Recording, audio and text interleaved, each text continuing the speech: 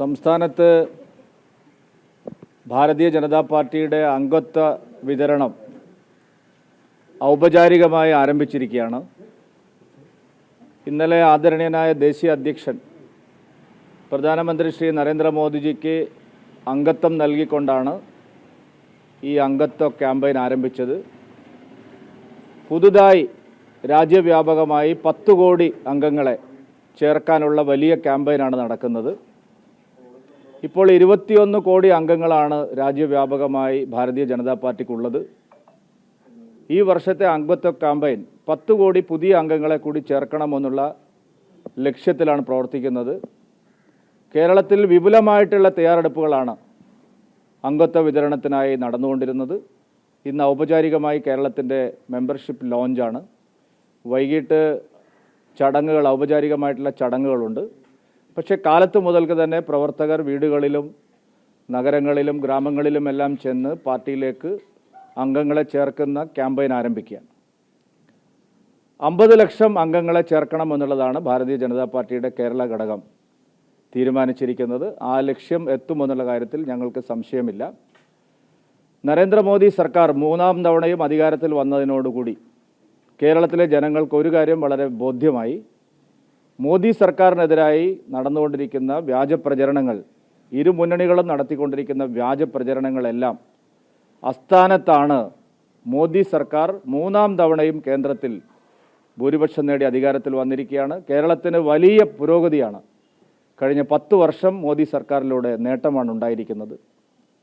കേരളത്തിലെ ജനങ്ങളെ ഒരുമിപ്പിച്ച് നിർത്താൻ LDFനും UDFനും കഴിയില്ല. 2 മുന്നണികളും അഴിമതിയിലും സ്വജനപക്ഷപാതത്തിലും വർഗീയ പ്രീണനത്തിലും അകപ്പെട്ടിരിക്കുകയാണ്.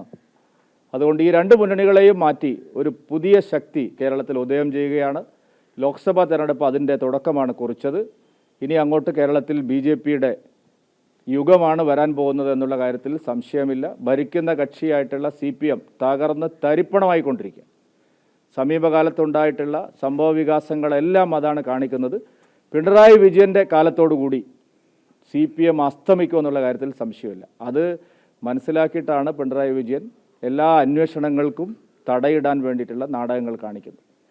മുഖ്യമന്ത്രിയുടെ ഓഫീസിനെതിരെ ഗൗരവമായിട്ടുള്ള ആരോപണമാണ് ഉയർന്നത്. പാർട്ടിയുടെ തന്നെ ഒരു MLA ആണ് ഈ ആരോപണം ഉന്നയിച്ചിരിക്കുന്നത്. മുഖ്യമന്ത്രിയുടെ ഓഫീസ് നിയന്ത്രിക്കുന്ന 2 പ്രധാന കക്ഷികൾ ചേർന്ന് സ്വർണ്ണക്കള്ളക്കടത്ത് നടത്തുന്നു, മയക്കുമരുന്ന് കച്ചവടം നടത്തുന്നു, കൊലപാതകങ്ങൾ ആസൂത്രണം ചെയ്യുന്നു, മാഫിയ സംഘങ്ങളെ തീറ്റിപ്പോറ്റുന്നു. ഇതാണ് CPM MLA ഉന്നയിച്ചിരിക്കുന്ന ആരോപണത്തിൻ്റെ കാതൽ. പോലീസ് മേധാവി ആയിട്ടുള്ള ADGP തന്നെ സ്വർണ്ണക്കള്ളക്കടത്തിന് നേതൃത്വം നൽകുന്നു. മയക്കുമരുന്ന് ഡ്രഗ് ട്രാഫിക്കിങ്ങിന് അദ്ദേഹം സഹായിക്കുന്നു. അദ്ദേഹം കൊലപാതകം ഉൾപ്പെടെയുള്ള കാര്യങ്ങൾ നടത്തുന്നു. കോടിക്കണക്കിന് രൂപയുടെ അനധികൃത സ്വത്ത് സമ്പാദ്യം ഉണ്ടാക്കുന്നു. ഫോൺ ചോർത്തുന്നു. മുഖ്യമന്ത്രിയുടെ അടക്കം ഫോൺ ചോർത്തുന്നു. ഇത്രയും ഗുരുതരമായ ആരോപണം ഒരു ഭരണകക്ഷി MLA ഉയർത്തിയിട്ട് അദ്ദേഹത്തെ ആ സ്ഥാനത്ത് നീക്കം ചെയ്യാൻ മുഖ്യമന്ത്രി തയ്യാറായില്ല. ഇത് മല എലിയെ പ്രസവിച്ച പോലെ വലിയ വർത്തമാനമായിരുന്നു. ഇന്നലെ പോലീസ് അസോസിയേഷൻ്റെ സമ്മേളനത്തിൽ മുഖ്യമന്ത്രി മുഖം നോക്കാതെ നടപടിയെടുക്കുമെന്നാണ് പറഞ്ഞത്. നടപടിയെടുത്താൽ മുഖ്യമന്ത്രിയുടെ കസേര തെറിക്കുമെന്ന് അദ്ദേഹത്തിന് അറിയാം. മുഖ്യമന്ത്രി ശ്രീ പിണറായി വിജയൻ്റെ എല്ലാ ദുർനടപ്പുകൾക്കും, എല്ലാ അഴിമതികൾക്കും, എല്ലാ തരത്തിലുള്ള നിയമലംഘന പ്രവൃത്തികൾക്കും കൃത്യമായിട്ടുള്ള തെളിവുകൾ ADGP അജിത് കുമാറിൻ്റെ കയ്യിലുള്ളതുകൊണ്ടാണ് അദ്ദേഹത്തിനെ തൊടാനുള്ള ധൈര്യം മുഖ്യമന്ത്രിക്ക് ഇല്ലാത്തത്. ആരോപണം ഉയർന്നു വന്നിരിക്കുന്നത് CMൻ്റെ ഓഫീസിനെതിരായിട്ടാണ്. ധാർമ്മികമായി മുഖ്യമന്ത്രിക്ക് അധികാരത്തിൽ തുടരാൻ അർഹതയില്ല.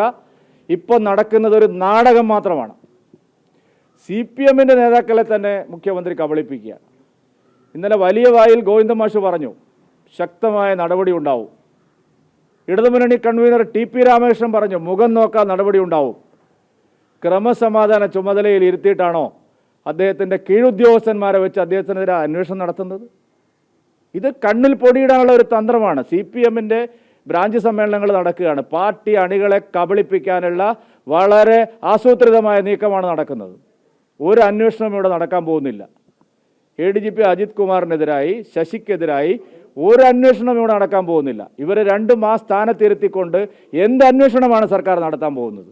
ഇത് കൃത്യമായിട്ടുള്ള ഒരു കള്ളക്കളിയാണ്. കണ്ണിൽ പൊടിയിടാനുള്ള തന്ത്രമാണ്. ഇത് ഒരു കാരണവശാലും കേരളത്തിന് ഭൂഷണമായിട്ടുള്ള കാര്യമല്ല. മുഖ്യമന്ത്രി രാജിവെച്ചൊഴിയണം. ഗുരുതരമായ കേസാണ്. ഫോൺ ചോർത്തിയിരിക്കുന്നു, സ്വർണം കടത്തിയിരിക്കുന്നു, മയക്കുമരുന്നുകാരെ സഹായിക്കുന്നു, കൊലപാതകം നടത്തുന്നു, അനധികൃത സ്വത്ത് സമ്പാദ്യം, മാഫിയ പ്രവർത്തനം. ഇതെല്ലാം CM ഓഫീസിനെതിരെ ഉന്നയിക്കുന്നത് പ്രതിപക്ഷത്തെ നേതാക്കളല്ല, മാധ്യമപ്രവർത്തകരല്ല, ഭരണകക്ഷി MLA തന്നെയാണ്, CPMൻ്റെ MLA തന്നെയാണ്. മാത്രമല്ല ഇപ്പോൾ KT ജലീൽ അതിനെ സപ്പോർട്ട് ചെയ്തിരിക്കുന്നു, മുൻ MLA മാർ വേറെ സപ്പോർട്ട് ചെയ്തിരിക്കുന്നു. CPMനകത്ത് പല ആളുകളും ശക്തമായ അന്വേഷണം നടക്കുമെന്ന് പറയുന്നു. DYFIക്കാരും CPIക്കാരും എല്ലാം പറയുന്നു. പക്ഷെ ഒരു നടപടിയും മുഖ്യമന്ത്രിയുടെ ഭാഗത്തുനിന്നില്ല. മുഖ്യമന്ത്രി കുറ്റവാളികളെ സംരക്ഷിക്കുന്ന സമീപനമാണ് സ്വീകരിക്കുന്നത്. എന്തെങ്കിലും നടപടിയെടുത്താൽ മുഖ്യമന്ത്രിയുടെ കസേര ഇളകും എന്ന് കൃത്യമായ ബോധ്യമുണ്ട്. മുഖ്യമന്ത്രിക്ക് നല്ല ഭയമുണ്ട് ഈ അന്വേഷണത്തെ. അതാണ് BJP കോൺഗ്രസ് അടക്കം നേരത്തെ ഉന്നയിച്ച ആരോപണമാണ് ഒരു ഭരണകക്ഷി MLA തന്നെ ശരിവെക്കുന്നത്. വീണ്ടും പറഞ്ഞതുപോലെ KT ജലീൽ, കാരാട്ട് റസാഖ് അടക്കമുള്ളവർ സമാന ആരോപണം ഉന്നയിക്കുന്നുണ്ട്. ഗുരുതരമായ വിഷയമാണ്. കേന്ദ്ര ഏജൻസിക്ക് ഇടപെട്ടുകൂടെ? അല്ല, കേന്ദ്ര ഏജൻസിക്ക് കൈമാറണമെന്ന് ഞാൻ ഇന്നലെ തന്നെ ആവശ്യപ്പെട്ടല്ലോ. ഈ അന്വേഷണം ശരിയായ നിലയിൽ നടക്കണമെങ്കിൽ മുഖ്യമന്ത്രി കേന്ദ്ര ഏജൻസി കൈമാറണം. എന്ത് അന്വേഷണമാണ് കേരളത്തിലെ പോലീസ് ഇപ്പോൾ നടത്തുന്നത്? ലോ ആൻഡ് ഓർഡർ ചുമതലയുള്ള ADGPക്കെതിരെ അദ്ദേഹത്തിൻ്റെ താഴെയുള്ള ഉദ്യോഗസ്ഥന്മാരുടെ സംഘത്തെ വെച്ചിട്ട് എന്താണ് അന്വേഷിക്കാൻ പോകുന്നത്? അദ്ദേഹത്തെ ആ സ്ഥാനത്തിരുത്തിക്കൊണ്ട് എന്ത് അന്വേഷണമാണ് സർക്കാർ നടത്താൻ പോകുന്നത്? അപ്പോൾ ഇത് കള്ളക്കളിയാണ്. ഈ അന്വേഷണം തൃപ്തികരമല്ല. മുഖ്യമന്ത്രി തലസ്ഥാനം രാജിവെച്ച് അന്വേഷണം കേന്ദ്ര ഏജൻസികളെ ഏൽപ്പിക്കണമെന്നാണ് ഞങ്ങൾ ആവശ്യപ്പെടുന്നത്. PV അൻവറിനെ നിശബ്ദനാക്കാനുള്ള ഒരു നടപടികളിലേക്ക് നീങ്ങാനുള്ള സാധ്യത കാണുന്നുണ്ടോ? അല്ല, PV അൻവറിനെ എന്ത് ചെയ്യാൻ പറ്റുമെന്ന്? PV അൻവർ പറഞ്ഞ ഏതെങ്കിലും ഒരു കാര്യത്തിൽ നടപടി ഉണ്ടാവുമോ? PV അൻവർ പറഞ്ഞ വസ്തുത ശരിയാണെങ്കിൽ ഈ പറഞ്ഞ ഏതെങ്കിലും ഒരു കാര്യത്തിൽ നടപടി ഉണ്ടാവുമോ? ഇനി അഥവാ PV അൻവർ പറഞ്ഞത് ശരിയല്ലെങ്കിൽ അദ്ദേഹത്തിനൊരു നടപടി ഉണ്ടാവുമോ? ഗോവിന്ദ മാഷ് എന്തിനാണ് ആ കസേരയിൽ ഇരിക്കുന്നത്? മാഷെ, നിങ്ങൾക്ക് രാജിവെച്ചിട്ട് കാശിക്ക് പോകുന്നതല്ലേ നല്ലത്? നിങ്ങൾ ഇന്നലെ പറഞ്ഞു, പാർട്ടി സെക്രട്ടറി ഇന്നലെ പറഞ്ഞു, ശരിയായ അന്വേഷണം നടക്കും, എത്ര ഉന്നതനായാലും അന്വേഷണം നടക്കും. നിങ്ങളെല്ലാം നോക്കുകുത്തിയാക്കിയാണ് മുഖ്യമന്ത്രി ശ്രീ പിണറായി വിജയൻ ഈ ഒരു അന്വേഷണം പ്രഖ്യാപിച്ചത്. മാധ്യമങ്ങളെല്ലാം ഇന്നലെ ഒരു ദിവസം മുഴുവൻ ഇതാ ശശി മാറുന്നു, അജിത് കുമാർ മാറുന്നു, ഒരു മാറ്റവും ഉണ്ടായിട്ടില്ല. ഇതൊരു നാണംകെട്ട അന്വേഷണമാണ് സർക്കാർ നടത്താൻ തീരുമാനിച്ചത്. അല്ല, വരട്ടെ, നമ്മളിത് കാത്തിരിക്കുന്നല്ലേ. ഇന്നലെ എന്താ മുഖ്യമന്ത്രി പറഞ്ഞത്? ഒരു സംശയവും വേണ്ട, മുഖ്യമന്ത്രിയുടെ രാജി ആവശ്യപ്പെട്ടുകൊണ്ടുള്ള പ്രതിഷേധങ്ങളും പ്രക്ഷോഭങ്ങളും സംസ്ഥാനത്ത് ആരംഭിക്കും. അതിൽ യാതൊരു സംശയവും. PV അൻവർ ഉന്നയിച്ച പ്രധാനപ്പെട്ട മറ്റൊരു ആരോപണം തൃശൂർ പൂരം കലക്കിയതിൽ ഗൂഢാലോചന നടന്നിട്ടുണ്ടെന്നുള്ളതാണ്. അതൊന്ന് VS സുനിൽകുമാറും ശരിവെക്കുന്നുണ്ട്. ആ റിപ്പോർട്ട് പുറത്തുവിടുമെന്ന് സുനിൽകുമാറും പറയുന്നുണ്ട്. സുരേഷ് ഗോപിക്ക് വേണ്ടി അതൊക്കെ ചെയ്തു ADGP. VS സുനിൽകുമാറിൻ്റെതൊക്കെ പരാജയപ്പെട്ടവരുടെ ദീനരോധനമാണ്. ഇലക്ഷനിൽ തോറ്റതിന് തൃശ്ശൂർ പൂരത്തിൻ്റെ കുറ്റം പറയേണ്ട ആവശ്യമൊന്നുമില്ല. സുരേഷ് ഗോപി ജയിച്ചത് 75,000-ലധികം വോട്ടിൻ്റെ ഭൂരിപക്ഷത്തിലാണ്. തിരഞ്ഞെടുക്കപ്പെട്ട വോട്ടർമാരെ അപമാനിക്കുന്നതിന് തുല്യമാണ് ഇത്തരം ആരോപണങ്ങൾ. അതൊന്നും ഇവിടെ പ്രസക്തമായിട്ടുള്ള കാര്യമല്ല. സ്വർണം കടത്തിയോ, മയക്കുമരുന്ന് കടത്തിയോ, കൊലപാതകങ്ങൾ നടത്തിയോ, ടെലിഫോൺ ചോർത്തിയോ, ഇത്തരം ഗൗരവതരമായ ആരോപണങ്ങളിൽ നിന്ന് അനാവശ്യമായി എന്തിനാണ് നാം ശ്രദ്ധ തിരിച്ചു വിടുന്നത്? അൻവർ അങ്ങനെ എന്തെല്ലാം പറഞ്ഞിട്ടുണ്ട്? അൻവർ പറഞ്ഞ എല്ലാം ഇപ്പോൾ ഇവിടെ അന്വേഷിക്കുന്നുണ്ടോ? ഞാൻ ചോദിക്കുന്നത്, മുഖ്യമന്ത്രിയുടെ ഓഫീസിലിരുന്ന് അനധികൃതമായി ടെലിഫോൺ ചോർത്തിയിരിക്കുന്നു, അതല്ല അന്വേഷിക്കേണ്ടത്. മുഖ്യമന്ത്രിയുടെ ഓഫീസിലിരുന്ന് സ്വർണ്ണക്കള്ളക്കടത്ത് നടത്തുന്നു, മുഖ്യമന്ത്രിയുടെ ഓഫീസിലിരുന്ന് മയക്കുമരുന്ന് ഡ്രഗ് ട്രാഫിക്കിംഗ് നടത്തുന്നു, മുഖ്യമന്ത്രിയുടെ ഓഫീസിലിരുന്ന് അനധികൃത സ്വത്ത് സമ്പാദ്യം നടത്തുന്നു, മുഖ്യമന്ത്രിയുടെ ഓഫീസിലിരുന്ന് മന്ത്രിമാരുടെയും മുഖ്യമന്ത്രിയുടെ ഫോൺ ചോർത്തുന്നു. ഇതൊന്നുമല്ല നിങ്ങൾ തൃശ്ശൂർ പൂരം എന്ന് പറഞ്ഞിട്ടാണ് വരുന്നത്. അതെന്ത് എന്ത് അന്വേഷണമാണ് ഇവിടെ നടക്കാൻ പോകുന്നത്? നിങ്ങൾക്ക് തന്നെ ആലോചിച്ചാൽ അറിയില്ലേ, ഈ അന്വേഷണം ഒരു നാടകമല്ല, ഒരു പ്രഹസനമല്ല നാടകം ഇവിടെ നടക്കുന്നത്. അതായത് ഞാൻ ആദ്യം പറഞ്ഞല്ലോ, ശരിയായി ശശിയെയും അജിത് കുമാറിനെയും മാറ്റി നിർത്തിയാൽ കസേരയിൽ ഇരിക്കാൻ മുഖ്യമന്ത്രി പിന്നെ കാണില്ല.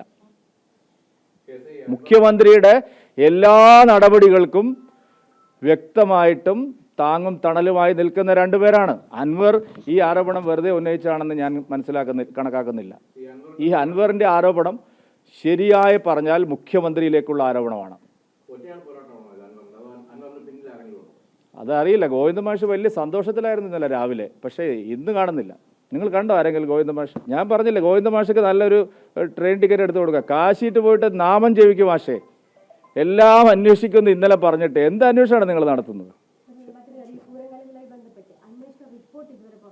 വിട്ടോളൂന്ന് പൂരക്കളി എന്ത് വേണേൽ വിട്ടോട്ടെന്ന് ഞാൻ ചോദിക്കുന്നത് ഈ ഗവൺമെൻറ്റിന് എന്താണ് ഒരു ആർജവം ഏതിൻ്റെ കാര്യത്തിലാണ് ഏത് കാര്യത്തിലാണ് ഹേമ കമ്മിറ്റി എന്തായി ഒരു കാര്യത്തിലും നടപടിയില്ലല്ലോ ഈ കാര്യത്തിൽ ഒരു നടപടിയുമില്ല ഇത് വെറുതെ ആളുകളെ കബളിപ്പിക്കുന്ന